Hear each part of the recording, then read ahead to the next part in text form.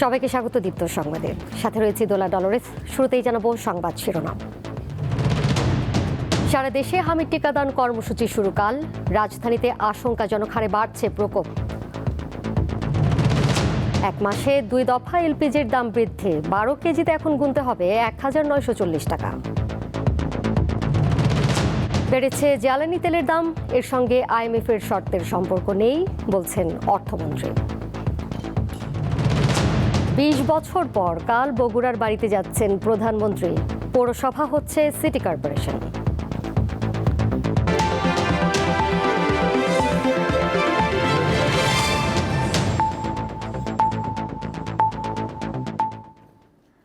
আগামীকাল সারা দেশে শুরু হচ্ছে হামের টিকাদান কর্মসূচি। 6 মাস থেকে 59 মাস বয়সী শিশুরা এই প্রতিষেধক পাবে। 5 এপ্রিল উচ্চ ঝুঁকিপূর্ণ 18 জেলার 30টি উপজেলায় জরুরি হামিদ টিকাদান কর্মসূচি শুরু করে সরকার। এরপর 12 এপ্রিল ঢাকা সহ 4 সিটি কর্পোরেশন এলাকায় টিকা দেওয়া শুরু হয়। এবার সারা দেশে একযোগে শুরু হচ্ছে এই কর্মসূচি।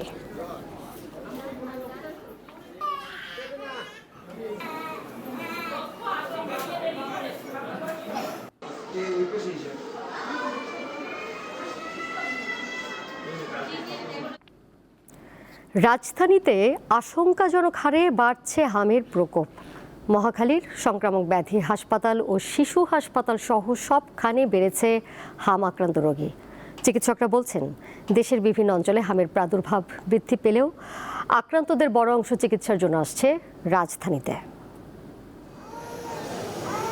দুরন্তপনায় ঘর মাতিয়ে রাখা 6 মাসের শিশু মুনতাসির হামের সাথে লড়ছে রাজধানীর সংক্রামক ব্যাধি হাসপাতালে। নেই দুরন্তপনা, অনেকটা নিথর নিস্তেজ। নারায়ণগঞ্জ থেকে আসা বাবা মহিবুল্লাহ আর মা উম্মেহানি বারবার ছেলের কপালে জলপট্টি দিচ্ছেন। তাদের চাওয়া একমাত্র সন্তানের সুস্থতা। এতটা পরিমাণে খারাপ লাগছে যখন শুনছি যে হাম হয়েছে। ডাক্তার বলতেছে যে 1 বছরের নিচের বাচ্চাদের রিস্ক বেশি। তখন তো আমি একজন মা, তখন কি সহ্য করা যায়? তখন অনেক কান্না করছি। মূলত আমরা নারায়ণগঞ্জ থাকি, ডাক্তার বলতেছে এই জায়গায় সিট নাই। পরে ওইখান থেকে আমাদের এইখানে ট্রান্সফার করছে। এইখানে আসার পর আজকে মনে হয় 6 দিন, এখন বাচ্চা মোটামুটি সুস্থ। একই অবস্থা উজ্জ্বল আহমেদের 1.5 বছরের মেয়ে মাইমুনার। তারা এসেছেন রাজধানীর কামরাঙ্গীর চর থেকে। 2-3টি হাসপাতাল ঘুরে সিট পেয়েছেন ডিএনসিসি হাসপাতালে। সরদিতে ট্রিটমেন্ট অবস্থায় ছিলাম, পরে আইসিইউ লাগবে। ডক্টর বললো যে ডিএনসিসিতে নিয়ে গেলে ওখানে আইসিইউ পাওয়া যাবে, ঠিক আছে। তারপরে আমরা ডিএনসিতে নিয়ে আসি। যখন আমি শুনছি আমার বাচ্চা হাম হয়েছে, তখন আমার অনেক খুব কষ্ট লাগছে। আমি বুঝতে পারিনি যে আমার বাচ্চার এই বয়সে একটা হাম হয়েছে। আজকে 6-7 দিন ধরে আসছি, তখন কবে যাওয়া হবে সেটা বলেনি, আর এখনো মোটামুটি সুস্থ হয়নি। এমন চিত্র রাজধানীর ডিএনসিসি সংক্রামক ব্যাধি হাসপাতাল ও শিশু হাসপাতালের। জ্বরের সাথে গায়ে লালচে দানা বা র্যাশ নিয়ে প্রতিদিনই ভর্তি হচ্ছে শিশুরা। তিল ধারণের জায়গা না থাকলেও প্রতিদিন যোগ হচ্ছে নতুন মুখ। গত একদিনে রাজধানীর ডিএনসিসি হাসপাতালে হাম রোগী ভর্তি হয়েছে 111 জন। চিকিৎসা শেষে ছাড়পত্র পেয়েছে 81 জন। বর্তমানে ভর্তি আছে 427 রোগী। চিকিৎসকরা বলছেন, হামের প্রভাব সারা দেশে ছড়িয়ে পড়েছে, কিন্তু ঢাকা ও এর আশেপাশের জেলার রোগীর সংখ্যাই বেশি। আমাদের হাসপাতাল থেকে রোগী ভর্তি হওয়ার সাথে সাথে রোগীর যে অ্যাড্রেস, তার টিকা নেওয়ার স্ট্যাটাস, তার টিকা নিয়েছিল কিনা এবং তার কোন এলাকা থেকে এসেছে, সেগুলো আমরা সরাসরি স্বাস্থ্য অধিদপ্তরে পাঠিয়ে দিচ্ছি। বর্তমানে যেহেতু আমাদের হাসপাতালটা এখন হামের জন্য সরকার স্পেশালভাবে ঘোষণা করেছেন, অতএব পুরো বাংলাদেশ থেকে আমাদের কাছে হামের রোগী রেফার করা হচ্ছে। আমরা মেনলি রেফার্ড রোগীগুলি বেশি পাচ্ছি বাংলাদেশ বিভিন্ন জায়গা থেকে এবং ঢাকার আশেপাশে বিভিন্ন জায়গা থেকে। সবচেয়ে বেশি আসলে ঢাকা ডিভিশন থেকেই আমরা পাচ্ছি রোগী। ঢাকার বাইরে থেকেও কিছু রোগী আমরা পাচ্ছি। আর যেসব রোগী আমরা পাচ্ছি তাদের বেশিরভাগই আসলে ভর্তি হওয়ার জন্যই আসছেন আমাদের কাছে। গত 15 মার্চ থেকে হাম ও হামের উপসর্গ নিয়ে অন্তত 220 শিশুর মৃত্যু হয়েছে। মাহিদুর রহমান, দীপ্ত সংবাদ, ঢাকা। জ্বালানি তেলের দাম বৃদ্ধির পরদিনই বাড়ল এলপি গ্যাসের মূল্য। এখন 12 কেজি সিলিন্ডারের জন্য অতিরিক্ত 212 টাকা গুনতে হবে। ফলে প্রতিটি সিলিন্ডারের মূল্য দাঁড়ালো 1940 টাকা। গত 2 এপ্রিল ভোক্তা পর্যায়ে এলপিজি দাম সমন্বয় করেছিল Bangladesh energy regulatory commission BERC. সে সময় 12 কেজি সিলিন্ডারের দাম 387 টাকা বেড়ে হয়েছিল 1728 টাকা। রোববার একই মাসে দ্বিতীয়বারের মতো বাড়ানো হলো এলপি গ্যাসের দাম। ভোক্তা পর্যায়ে 12 কেজি এলপিজি সিলিন্ডারের দাম 212 টাকা বাড়িয়ে নতুন দাম নির্ধারণ করা হয়েছে 1940 টাকা। 18 দিনের মধ্যে 2 দফায় দাম বাড়ল 599 টাকা।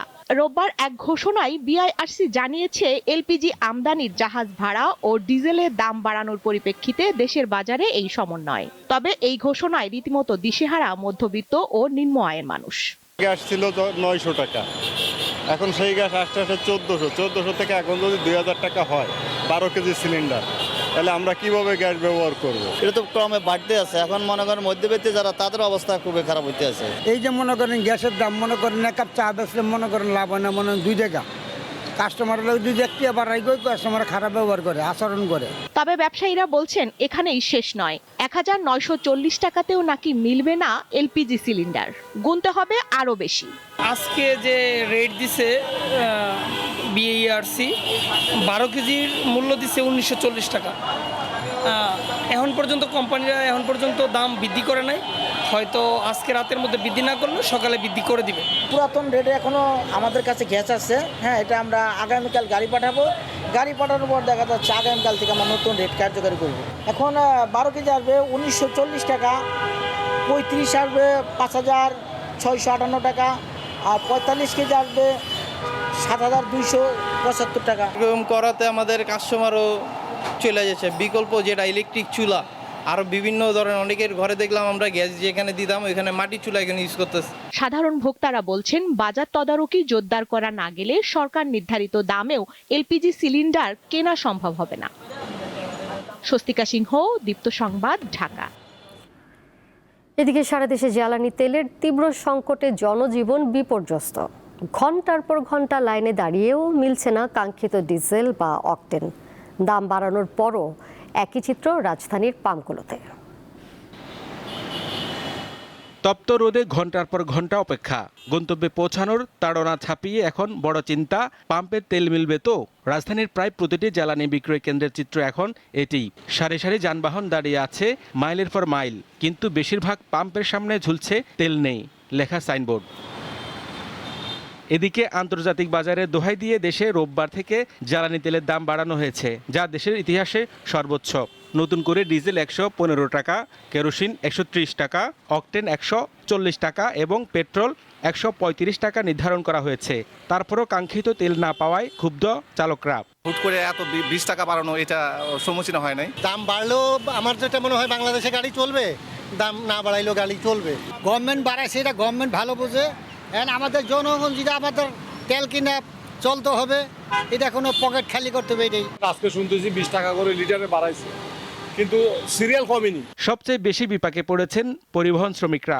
ঘন্টার পর ঘন্টা লাইনে দাঁড়িয়ে থাকায় নষ্ট হচ্ছে কর্মঘণ্টা, যার প্রভাব পড়ছে পকেটেও। এদিকে পর্যাপ্ত সরবরাহ না থাকায় অনেক পাম্প কর্তৃপক্ষ সীমিত পরিসরে তেল দিচ্ছে, আবার অনেকে পাম্প সাময়িক বন্ধ রাখতে বাধ্য হচ্ছেন। আমাদের চাহিদা মতো দেখ, আমরা ব্যাপক বেশি, আমরা তো ডিলার, কমিশনের ব্যবসা। আমরা যত বিক্রি করব ততই আমাদের কমিশন আসবে।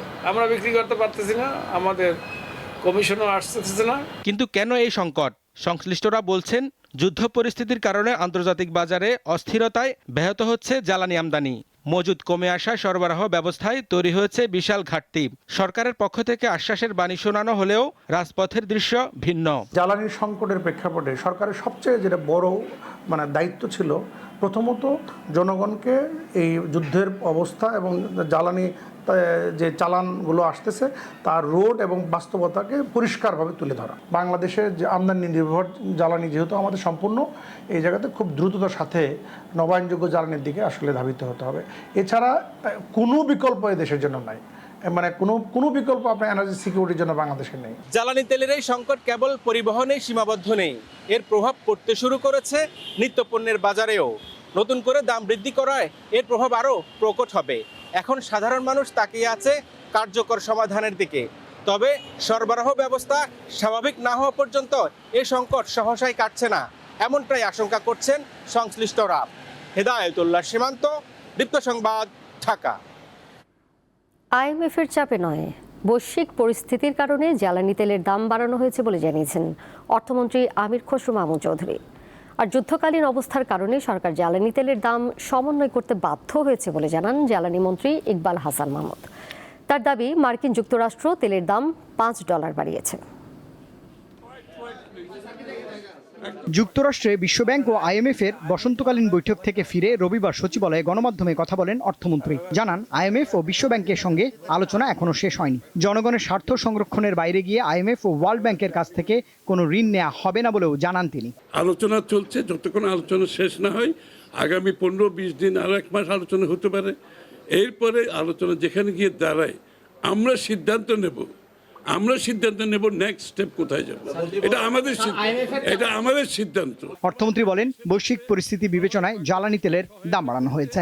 IMF এর সাথে দাম বাড়ানোর কোনো সম্পর্ক নেই। আমি পরিষ্কার ভাষায় বলছি, এটা বরঞ্চ আমরা দামও কিন্তু বেশি বাড়াইনি। অন্যান্য দেশে আমি বলি আমেরিকাতে দাম দ্বিগুণ হয়ে গেছে, শ্রীলঙ্কায় 25% হয়ে গেছে। তারপরে আমরা যতটুকু বেরিয়েছি খুবই নগণ্য।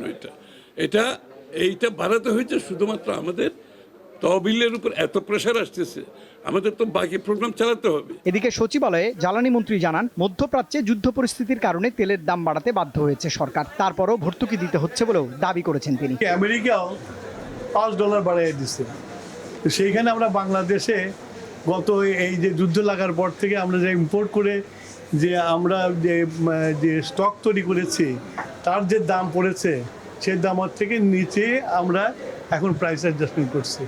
এটা করতে বাধ্য হয়েছি আমরা, কারণ এটা বৈদেশিক মুদ্রাতে কিনতে হয় এবং সেটা যাতে কিছু বেড়ে আমরা স্বর্ণীয় লেভেলে থাকতে পারি সেই ব্যবস্থা করেছি। ভর্তুকি এখনও আছে। ইফ ইউ ওয়ান্ট অ্যাকুরেট হিসাব তাহলে আমার মন্ত্রণালয়ে যে বসে ওখান থেকে হিসাব নিয়ে। চলতি মাসের শুরুতে জ্বালানি মন্ত্রণালয় জানিয়েছিল, প্রতিদিন সরকার জ্বালানি তেলে 167 কোটি টাকা ভর্তুকি দেয়। রুবায়েত হাসান, দীপ্ত সংবাদ, ঢাকা। পরের প্রসঙ্গে যাচ্ছে। তারেক রহমান প্রধানমন্ত্রীর দায়িত্ব নেওয়ার পর প্রথমবারের মতো কাল নিজ জেলা বগুড়ায় যাচ্ছেন। এই সফরে বগুড়া পৌরসভাকে দেশের 13তম সিটি কর্পোরেশন ঘোষণা করবেন তিনি। সরকারি নানা কর্মসূচির পাশাপাশি পৈতৃক ভিটাও পরিদর্শন করবেন প্রধানমন্ত্রী। এ নিয়ে এলাকায় তৈরি হয়েছে বিশেষ আগ্রহ ও প্রত্যাশা। 2006 সালে মা খালেদা জিয়া প্রধানমন্ত্রী থাকাকালীন শেষবারের মতো বগুড়ার গাবতলীর নিজ বাড়িতে গিয়েছিলেন তারেক রহমান। দীর্ঘ 2 দশক পর আবারও সেই ঠিকানায় ফিরছেন তিনি, এবার দেশের প্রধানমন্ত্রী হিসেবে। স্বাভাবিকভাবেই গাবতলীর মানুষের মাঝে বইছে উৎসবের আমেজ। আমাকে ঘরে চলছে, আমার ঘরে যে আসতেছে এরই আল্লাহ কাছে শুকরিয়া আদায় করে আমরা দেখতে পারবো। আর ওনাকে যে আল্লাহ বাঁচিয়ে রাখছে এলে আল্লাহ কাছে আমরা বেশি শুকরিয়া আদায় করি। আমরা তার সাথে মনে হয় যে বেশি আনন্দিত পাচ্ছি, তার সাথে বেশি ভালো লাগছে, খুব আনন্দিত লাগছে। অনেকেই মনে করেন জিয়াউর রহমানের জন্মভূমি হওয়া সত্ত্বেও দীর্ঘদিন অবহেলিত বগুড়া ও গাবতলীকে এবার উন্নয়নের মূল ধারায় নিয়ে আসবেন তাদেরই সন্তান প্রধানমন্ত্রী তারেক রহমান। আমার দাবি হলো এই উনি যে ছেলে হিসেবে এই বাড়িতে আসবে, আমরা তো তাকে দেখতে পারবো 2 চোখ নয়ন ভরে, এটাই আমার সবচেয়ে বড় পাওয়া, আর কিছুই পাওয়া না। মানে সোমবার প্রধানমন্ত্রীর সফরে প্রায় 150 বছরের ঐতিহ্যবাহী বগুড়া পৌরসভাকে সিটি কর্পোরেশন হিসেবে ঘোষণা করবেন তিনি। এরপর ভাষণ দেবেন জনসভায়। মাননীয় প্রধানমন্ত্রী বগুড়া আসবেন। বগুড়া মানুষের প্রত্যাশা, দীর্ঘদিনের প্রত্যাশা, বাংলাদেশের সর্ববৃহৎ পৌরসভা সিটি কর্পোরেশন, সেটি তিনি শুভ উদ্বোধন করছেন। আদালতে অনলাইন জামিন কার্যক্রম সহ একাধিক উন্নয়ন উদ্যোগের উদ্বোধন করবেন প্রধানমন্ত্রী। দুপুরে তিনি যাবেন পৈতৃক ভিটা বাগবাড়িতে। এরপর স্থানীয় কলেজ মাঠে ফ্যামিলি কার্ড বিতরণ অনুষ্ঠানে অংশ নেবেন তিনি। বিকেলে শহরের জনসভায় যোগ দিয়ে দিন শেষে ঢাকায় ফেরার কথা রয়েছে প্রধানমন্ত্রীর। সাইফুর রহমান শিশির, দীপ্ত বার্তাকক্ষ। তীব্র গরমে রাজধানীর জনজীবনে হাঁসফাঁস। গতকাল দুপুরে কারওয়ান বাজারে তাপমাত্রা ছিল 35 ডিগ্রি সেলসিয়াস। চলতি মাসে 2টি দাবদাহ হতে পারে বলে জানিয়েছে আবহাওয়া অফিস। বিশেষজ্ঞরা বলছেন, সবুজায়ন কমে যাওয়ায় গরমের তীব্রতা বাড়ছে। রাজধানীতে গাছগাছালি আছে শতকরা মাত্র 5% এলাকায়। 2 দশক আগে তা ছিল 25%। আমরা বর্তমানে আছি কারওয়ান বাজারে, যেখানে গাছপালা একদম নেই বললেই চলে। এখানের লাইভ টেম্পারেচার মিটারে বর্তমানে তাপমাত্রা দেখাচ্ছে 35 ডিগ্রি সেলসিয়াস এবং এখানে সচরাচর এই তাপমাত্রাটাই থাকে। এবার যাচ্ছি বাংলাদেশ প্রকৌশল বিশ্ববিদ্যালয় বুয়েট ক্যাম্পাসে। এখানে মোটামুটি আমরা গাছপালা দেখতে পাচ্ছি।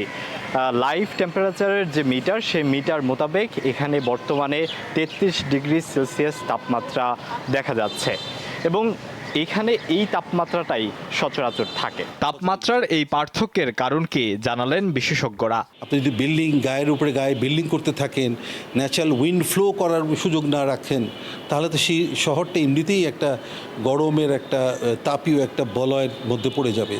এর উপরে যখন আপনি এলনিনো যে গ্লোবাল যে ক্লাইমেটিক ফেনোমেনা আছে, যেমন এলনিনো আছে, হিট ওয়েভগুলো হয়, তখন দেখবেন যে আরও বেশি ভালনারেবল হয়ে যাবে, কারণ আপনি নিজেকে তো আগেই ভালনারেবল করে রেখেছেন। তাহলে আমরা নগরটাকে কী করে তাপকুণ্ড বানিয়েছি। আমরা সবুজ ধ্বংস করতে করতে ঢাকা একসময় 25 ভাগের উপরে সবুজ ছিল, এটা 5 ভাগের কমে নিয়ে এসেছি। ঢাকা একসময় 15 ভাগের মতো ওয়াটার বডি ছিল, সেটাকে কমিয়ে 5 ভাগের কমে নিয়ে এসেছি। এই অবস্থায় কি করণীয় তাও জানালেন এই দুই বিশেষজ্ঞ। ঘরের ভিতরে কথা বলেন, আপনি তো এয়ার কন্ডিশনিং চালাতে পারেন, ফ্যান চালাতে পারেন নিজেকে কুল ডাউন করার জন্যে, কিন্তু ওয়েন ইউর আউটসাইড আপনার তো কোনো অপশন নাই। Only natural air conditioner is your plants, trees. ওটা কিন্তু আউটডোর এয়ার কন্ডিশনার হিসেবে কাজ করে। তো আপনি যদি পর্যাপ্ত সবুজায়ন রাখতে পারেন, তারপরে আপনি যদি ওয়াটার বডি, পুকুর, এগুলো তো আমরা ভরাট করে, ঢাকা শহরে অনেক পুকুর ছিল, রাজশাহী শহরে এখন অনেক আছে, পুকুরগুলো যদি ভরাট না করি, আমরা খালগুলোকে যদি রিকভার করি, খালগুলোর মধ্যে প্রবাহ নিশ্চিত করতে পারি, এগুলো কিন্তু ওভারঅল যে মাইক্রো ক্লাইমেট, আমরা এটাকে বলি urban micro climate, urban micro ক্লাইমেটকে থার্মালি সহনীয় পর্যায়ে আনা সম্ভব।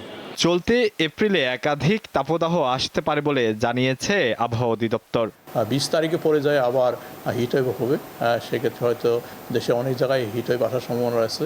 সেক্ষেত্রে হয়তো মৃদু থেকে মাঝারি কোনো জায়গায় তীব্র আকার হতে পারে। তবে ওইরকম টানা হিট ওয়েভ এবছর হওয়ার সম্ভাবনা আপাতত নেই এই মাসে। হয়তো এখন যে স্পেল আছে, কালকে যায় একটা ব্রেক দেবে, ব্রেক দেওয়ার পরে আবার মৃদু থেকে মাঝারি হিট ওয়েভ আসতে পারে। আবার দেখা যাচ্ছে কি এই মাসের শেষের দিকে একটা বৃষ্টি হওয়ার সম্ভাবনা আছে। তাপমাত্রা বাড়তে থাকায় রাজধানীর অনেক বাসিন্দা ঘরবন্দি থাকতে হচ্ছে। অতি প্রয়োজন ছাড়া কেউ বাইরে যেতে চায় না। আলোয়ান খান, দীপ্ত সংবাদ, ঢাকা। খুলনায় নিজ রাইফেলের গুলিতে পুলিশ সদস্যের আত্মহত্যার ঘটনা ঘিরে নানা জল্পনা কল্পনা চলছে। তার মা অবশ্য বলছেন, আর্থিক সংকটের কারণে কনস্টেবল সম্রাট বিশ্বাস নিজের মাথায় গুলি করেছেন। পুলিশ কারণ উদ্ঘাটনের চেষ্টা করছে। খুলনা রেলওয়ে পুলিশ লাইন্সে দায়িত্ব পালন করছিলেন কনস্টেবল সম্রাট বিশ্বাস। শনিবার ভোর 4:30টার দিকে নিজের চাইনিজ রাইফেল মাথায় ঠেকিয়ে গুলি করেন তিনি। তার গ্রামের বাড়ি গোপালগঞ্জের কাশিয়ানী উপজেলায়। কেন এভাবে নিজেকে শেষ করে দিলেন এই পুলিশ সদস্য? তার পরিবার বলছে, আর্থিক অনটনের কারণে তিনি আত্মহত্যা করেছেন। টেনশন করে ও নিজেই মরে গেছে। টাকা পয়সা নেই, শ্বশুরের টাকা পয়সা নেই, বাবার টাকা পয়সা নেই, এখন পোস্টিং করতে 1.5 লাখ টাকা লাগবে। সম্রাট বিশ্বাসের স্ত্রী পূজা বিশ্বাসও একজন পুলিশ সদস্য। তিনি সাতক্ষীরা জেলায় কর্মরত। কী কারণে পুলিশের এই সদস্য আত্মহত্যা করেছেন তার কারণ নিশ্চিত করতে পারেননি খুলনা রেলওয়ে পুলিশ সুপার। একজন কনস্টেবল আত্মহত্যা করেছে নিজ মাথায়, এখানে চাইনিজ রাইফেলের গুলি থেকে আত্মহত্যা করেছে। আমাদের কাছে ভিডিও ফুটেজ সংরক্ষিত আছে, আমরা ভিডিও ফুটেজ যাচাই করেছি, দেখছি ভিডিও ফুটেজে দেখা গেছে সে নিজেই তার চাইনিজ রাইফেল থেকে গুলি করেছে। আর্থিক অনটনের কারণে সম্রাট বিশ্বাস আত্মহত্যা করেছেন পরিবার এমন দাবি করলেও অন্য কোনো কারণ রয়েছে কিনা তা খতিয়ে দেখছে পুলিশ।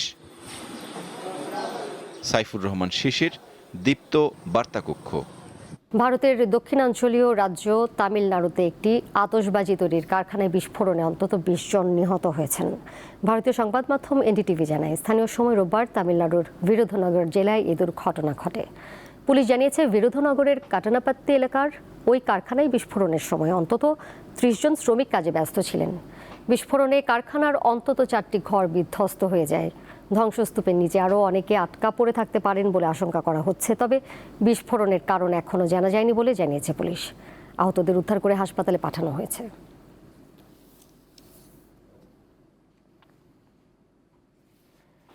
ভিজিট ভিসা ব্যবহার করে হজ পালনের চেষ্টা করলে তা শাস্তিযোগ্য অপরাধ হিসেবে গণ্য হবে বলে ঘোষণা দিয়েছে সৌদি আরব সরকার। দেশটির স্বরাষ্ট্র মন্ত্রণালয় জানিয়েছে, জিলকদ মাসের শুরু থেকে জিলহজের 14 তারিখ পর্যন্ত অনুমতিপত্র ছাড়া কেউ মক্কায় প্রবেশ বা অবস্থান করতে পারবেন না। এই সময় শুধুমাত্র বৈধ হজ পারমিটধারীরাই মক্কা ও সংশ্লিষ্ট পবিত্র স্থানগুলোতে যেতে পারবেন। ভিজিট ভিসাধারীরা মক্কায় প্রবেশের চেষ্টা করলে সর্বোচ্চ 20,000 সৌদি রিয়াল জরিমানা করা হতে পারে বলে জানিয়েছে সৌদি কর্তৃপক্ষ। পাশাপাশি অভিযুক্ত ব্যক্তিকে সৌদি আরব থেকে বহিষ্কার এবং ভবিষ্যতে 10 বছরের জন্য প্রবেশে নিষেধাজ্ঞা দেওয়া হবে।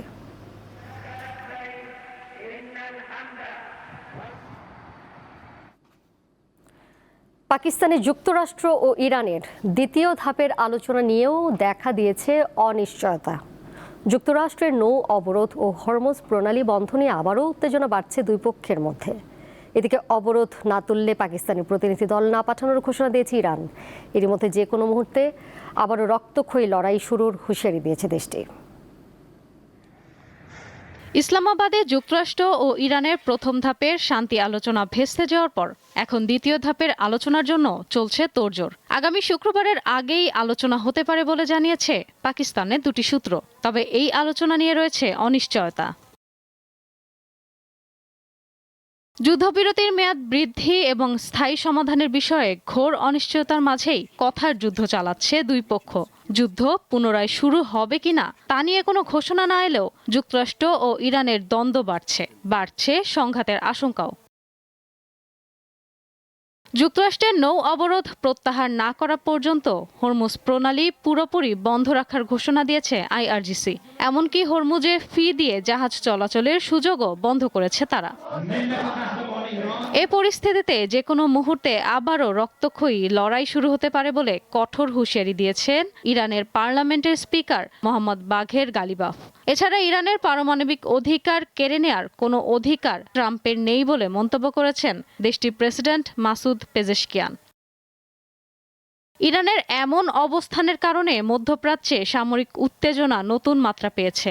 যুদ্ধবিরতি চুক্তির সমাপ্তির আশঙ্কায় ইসরায়েলি বাহিনীকে সর্বোচ্চ সতর্ক অবস্থায় রাখা হয়েছে। চুক্তি না হলেও যুদ্ধবিরতির মেয়াদ না বাড়ানোর ঘোষণা দিয়েছেন ট্রাম্প। বিশ্লেষকরা বলছেন ইরান যে কোনো বিকল্প পরিস্থিতির জন্য নিজেদের প্রস্তুত রাখছে। ফলে কোনো সমাধান না এলে নির্ধারিত সময় শেষ হওয়ার পরপরই মধ্যপ্রাচ্যের আকাশ আবারও বারুদের গন্ধে ভারী হয়ে ওঠার আশঙ্কা দেখা দিয়েছে। ইশরাত সুমা, দীপ্ত বার্তা কক্ষ। ফিলিস্তিনের অবরুদ্ধ গাজায় যুদ্ধবিরতি লঙ্ঘন করেই যাচ্ছে ইসরায়েল। রোববারও ইসরায়েলি বাহিনীর গুলিতে একজন ফিলিস্তিনি নিহত হয়েছেন।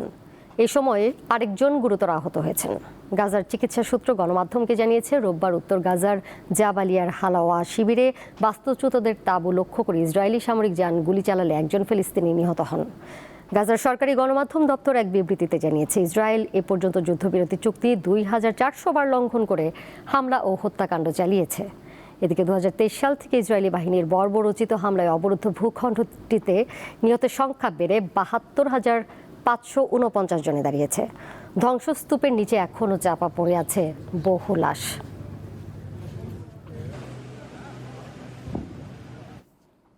এবারে জানিয়ে দিব খেলার খবর।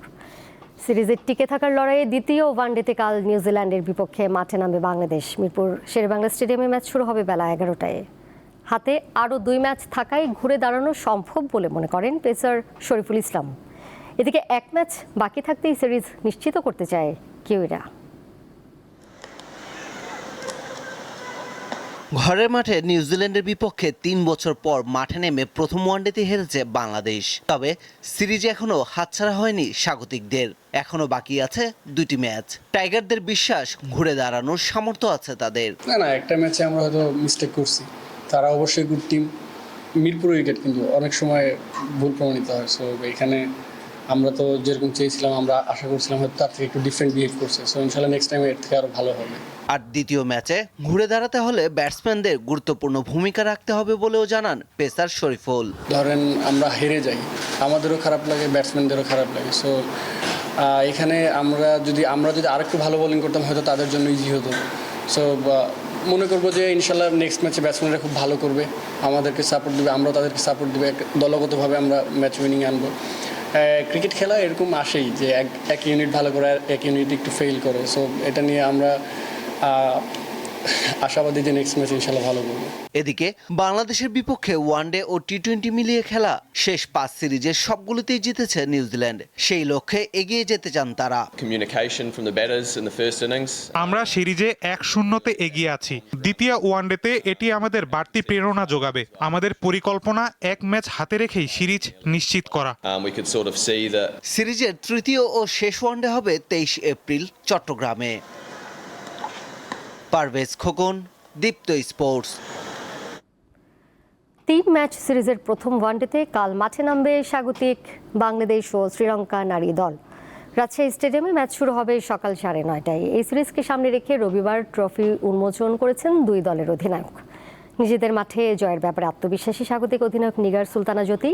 আর এই ম্যাচ দিয়ে দীর্ঘ 7 বছর পর ওয়ানডেতে ফিরেছেন শারমিন সুলতানা। সিরিজের সবগুলো ওয়ানডে হবে রাজশাহীতে, এরপর সিলেট স্টেডিয়ামে হবে 3টি টি20।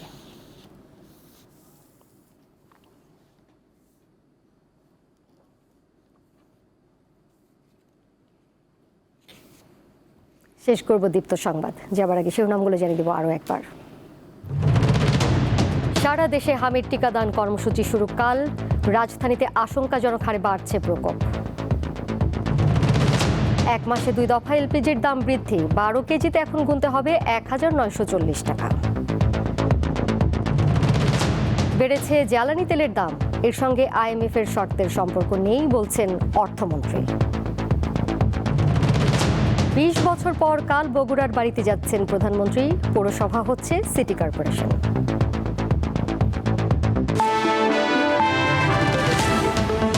এই ছিল এখনকার মতো। এরই সাথে বিদায় নিচ্ছি আমি ডোলা ডলারেস। আরও তথ্য এবং বিনোদনের নানা খবরাখবর জানতে যুক্ত থাকুন দীপ্ত ডিজিটাল প্ল্যাটফর্মে। ধন্যবাদ সবাইকে।